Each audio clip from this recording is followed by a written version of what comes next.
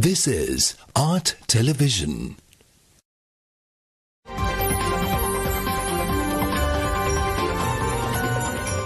Coming up, State of Business, sponsored by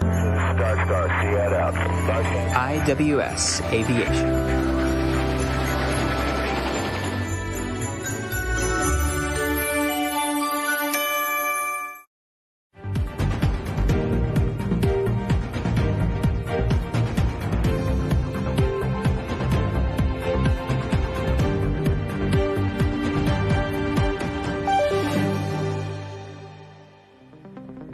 Hello there, you're watching our television. This is State of Business. I am Pavudha Katagampala. Our top stories. The Export Development Board moves to deepen market access. Government focuses its foreign missions on promoting tourism. Welcome back, here with State of Business. And now let's have a detailed look at today's stories. Now, the Sri Lanka Export Development Board recently signed a Memorandum of Understanding with the Swiss Import Promotion Program, better known as SIPO. SIPO operates under the State Secretariat for Economic Affairs of Switzerland. To better integrate Sri Lanka into world trade, SIPO will facilitate the Export Development Board to carry out comprehensive market research studies. Selected export product sectors include processed food, sustainable fish and seafood and value-added textiles. SIPO will conduct these studies through competent international experts to provide first-hand information on market access requirements to the member countries of the European Free Trade Association. The proposed market studies will cover the areas of present trade regulations, non-tariff measures and technical regulations, market access requirements, packaging and labelling, quality standards and certifications. They will also focus on trade-related environmental and social requirements, pricing, logistics, information on distribution channels and market demand analysis for identified markets in the EU region. The sectoral market study reports will also include details of major buyers. This will help Sri Lankan exporters gain expanded market access and enhance market share in the European region. Research findings will be disseminated among the export community and related private and public sector organizations via a series of online sectoral webinars. They will also be made available to the public on the EDB website. Addressing those gathered to witness the signing of a MOU with the Swiss Import Promotion Program, Chairman of the EDB Suresh Demel commented on the significance of the European market. We are grateful for SIPO for making arrangements to conduct these market research studies through competent international sector experts to provide first-hand information on market access requirements to the member countries of the European Free Trade Association, including Iceland, Liechtenstein, Norway, Switzerland, and other selected EU countries. So this market study is very important and valuable for Sri Lanka to explore the potential to expand into the EU market.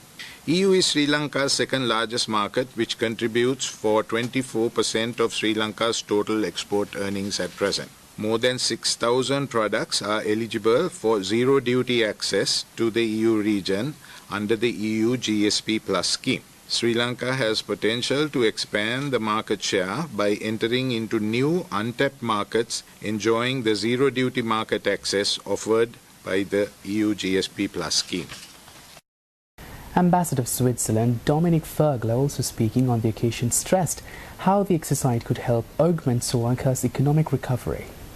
It is important to ensure that Sri Lanka's economy is strengthened, its ability to generate income, to increase its productivity, to provide work and thus a dignified life for as many people as possible.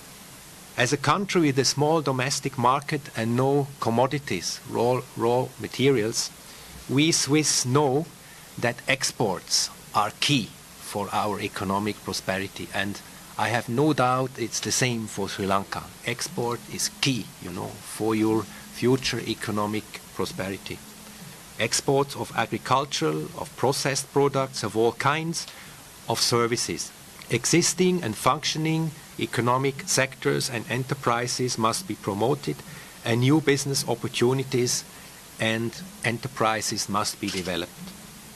With the MOU signed today, we are laying the foundation for market studies in Switzerland and other European countries, as the chairman said. And this will show where Sri Lanka has special export opportunities in its chosen sectors. And on that basis, it can promote certain sectors in particular and even develop products that it has perhaps not yet in mind. And based on this, in the next step, we will have to bring together, potential exporters and importers on both sides. And I see considerable potential and hope that it will be used profitably by all.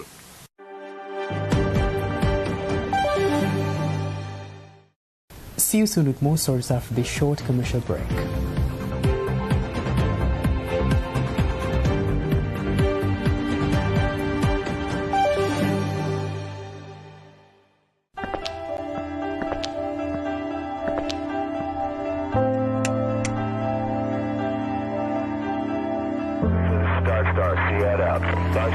IWS Aviation.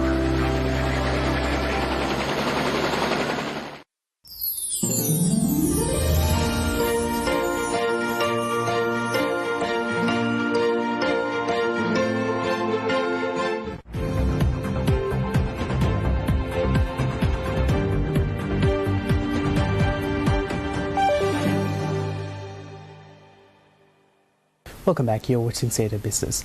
Now, Minister of Foreign Affairs Ali Sabri, in a recent meeting held at the Ministry of Foreign Affairs, discussed current challenges and the evolving strategy for Sri Lanka tourism. In doing so, the minister highlighted the role to be played by Sri Lanka missions and posts in promoting tourism.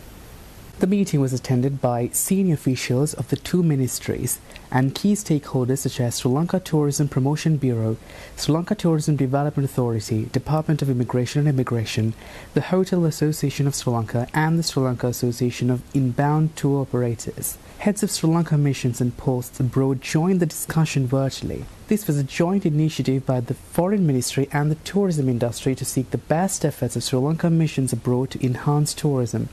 The initial official meeting with the stakeholders on this matter was held on the 18th of November 2022 and was chaired by Foreign Secretary Aruni Wijewardena. Foreign Minister Ali Sabri emphasized that tourism promotion is one of the key economic priorities as it is a direct source of foreign exchange.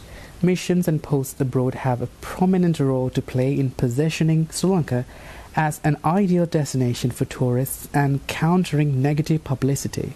During the meeting, the minister and officials comprehensively discussed the course of action and strategies that could be implemented collectively by the Sri Lankan missions and industry stakeholders to revive the industry. Heads of mission elaborated on work done by the missions in tourism promotion, potential in respective markets, and shared insights on best practices in tourism promotion.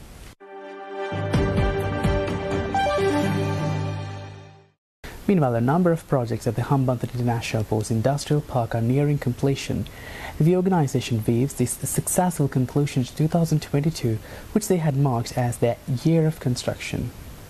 In spite of a certain slowdown during the pandemic, the International Industrial Park has secured over 40 projects from over 8 countries adhering to their HIP speed concept to renew construction and meet deadlines. A plug-and-play park-in-park facility by Xinji Shenzhen Group will also be completed by the end of the year.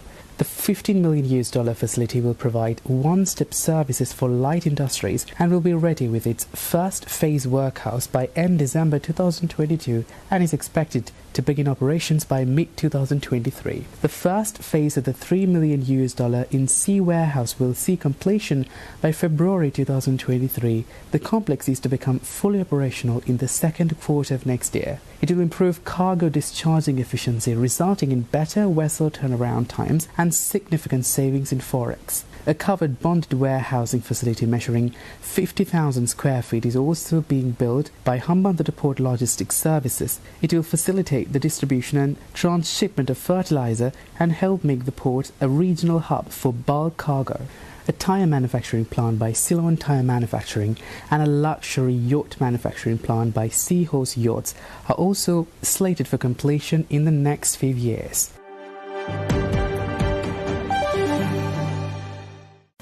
The poorest countries now spend over a tenth of their export revenues to service their long-term public and publicly guaranteed external debt.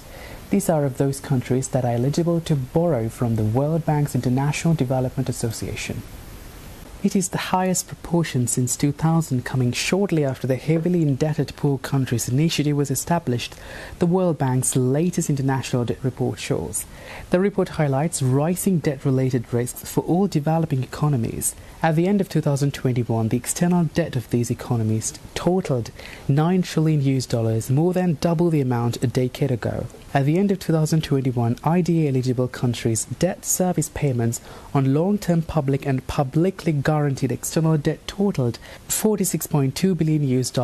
According to the report, this is equivalent to 10.3% of their exports of goods and services and 1.8% of their gross national income. Over the past decade, the composition of debt owed by IDA countries has changed significantly. The share of external debt owed to private creditors has increased sharply.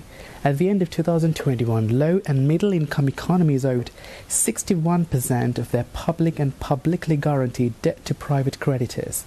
The new international debt report reflects an advance in debt transparency.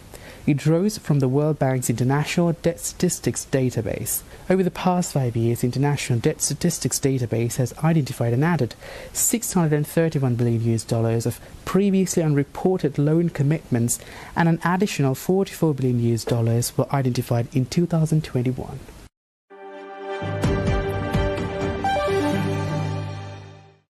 Stay tuned, we will return with the stock update.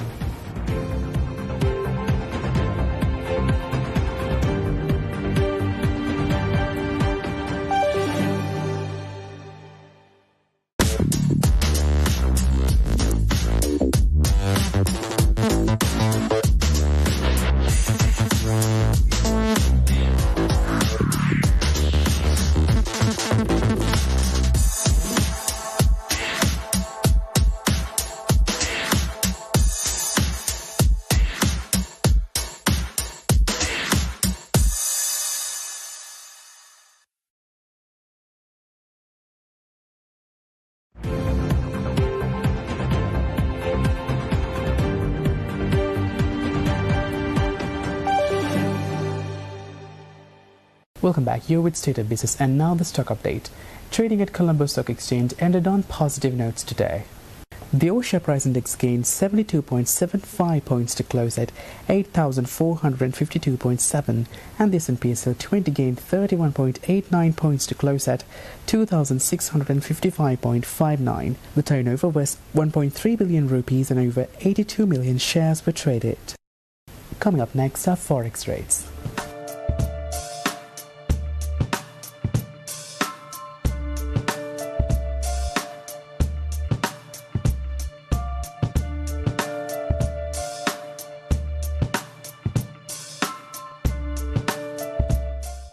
And that's a wrap from today's edition of State of Business. For this and more, subscribe to our channel on YouTube and follow us on Facebook. Thanks for watching. Bye-bye.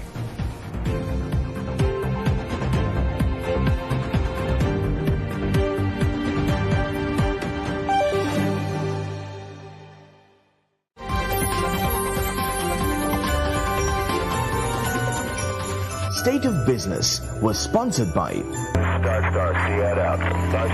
IWS Aviation.